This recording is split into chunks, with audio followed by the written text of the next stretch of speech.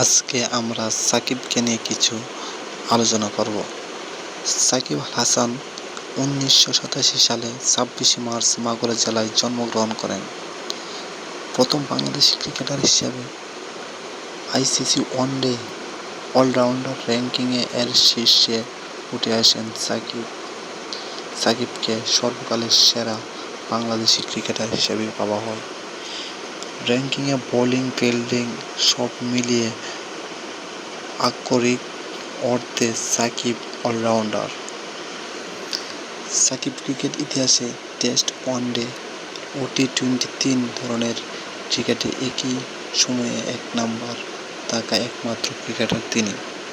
2015 সালে সাকিব এই কৃতিত্ব অর্জন করে প্রথম। সাকিব আমাদের ইমোশন, সাকিব আমাদের আবেগ, সাকিব আমাদের ভালোবাসা, সাকিব আমাদের ক্রিকেট গল্পের একজন সেরা অধিনায়ক।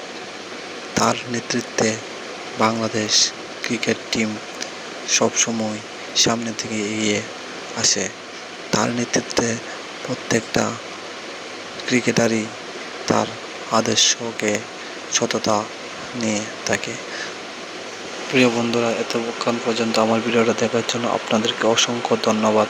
আপনারা যারা দেখছেন সবাই একটি করে শেয়ার অ্যান্ড কমেন্ট করে দেন। আপনাদের পাশে থাকবো ইনশাআল্লাহ।